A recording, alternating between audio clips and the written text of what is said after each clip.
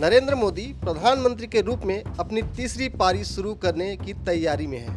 इसी के साथ मोदी 3.0 के लिए बनने वाली टीम के चेहरों को लेकर भी कवायद शुरू हो गई है।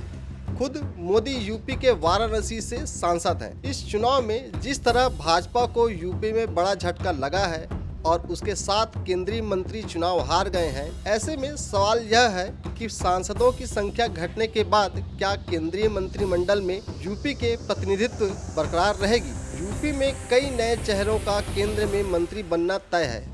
यह अलग बात है कि पार्टी नेतृत्व के समक्ष इन चेहरों के चुनाव में कई तरह की चुनौतियां होंगी। यूपी में मोदी 2.0 में मोदी और राजनाथ सिंह समेत 13 सदस्य थे। इनमें BL वर्मा राज्यसभा सांसद हैं। चुनाव मैदान में उतरे मंत्रियों में सिर्फ राजनाथ सिंह, पंकज चौधरी, SPC वाघेला और अपना दल SP कोटे की अनुप्रिया पटेल ही जीत सकी है, जबकि 7 मंत्री हार गए हैं। इनमें कैबिनेट मंत्री महेंद्र नाथ पांडे व स्मृति ईरानी के अलावा राज्य मंत्री संजीव बालियान, भानु प्रताप वर्मा, साध्वी निरंजना ज्योति, अजय मिश्रा टेनी और कौशल किशोर शामिल हैं। माना जा रहा है कि पहले के मुकाबले इस बार यूपी में मंत्रियों की संख्या कुछ कम रह सकती है।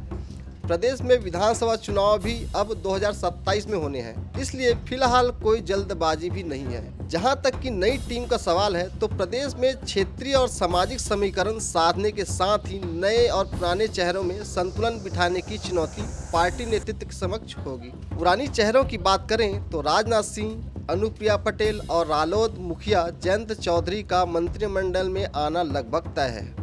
संविधान बदलने के नाम पर जिस तरह विपक्ष ने भाजपा को घेरने का प्रयास किया है, उसमें कम से कम 2 दलित चेहरे टीम में शामिल किए जा सकते हैं। इसमें पार्टी SPC वाघेला को रिपीट कर सकती है, जबकि पश्चिमी यूपी में आजाद पार्टी के प्रमुख चंद्रशेखर की जीत से नए समीकरण को देखते हुए जाटव समाज से भी एक मंत्री बनाए जाने की संभावना है। ऐसे में शाहजहांपुर के सांसद अरुण सागर की लॉटरी लग सकती है।